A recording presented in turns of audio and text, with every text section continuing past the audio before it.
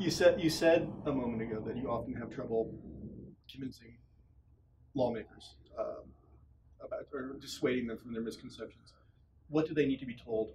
What actions do they need to take in Harrisburg to fight this? Good question. I think it comes from a number of fronts. I think, first and foremost, everybody needs education on, what the evidence tells us. And everybody has their own conception of what addiction looks like. And the reality is it cuts across all socioeconomic classes, and that each person, regardless of whether they're coming from, can respond to treatment.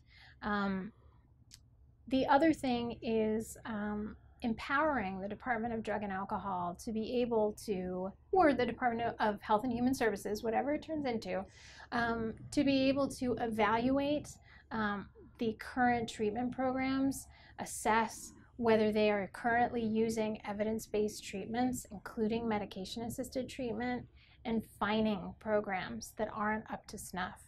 What I see all too often, especially in the central state, is that there are not enough inpatient beds that are evidence-based. So what do I mean by that? Inpatient programs have value. I think that some people need to be plucked out of their environment for a specific period of time and take a break. I truly believe that.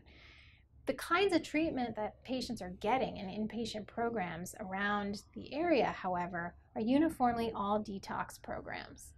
Detox fails miserably.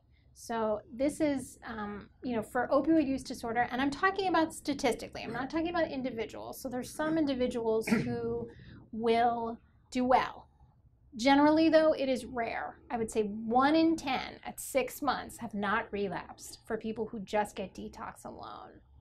So if these detox programs want to become treatment induction programs where they actually offer all forms of medication-assisted treatment, not just Vivitrol, but all forms of evidence-based medication-assisted treatment, such as methadone or buprenorphine, then the emphasis would be placed on transition to an outside treatment provider who can continue with treatment.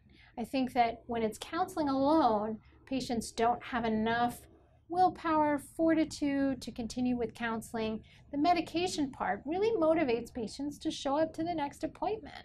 And that's the whole name of the game, is we want people to continue to engage in treatment.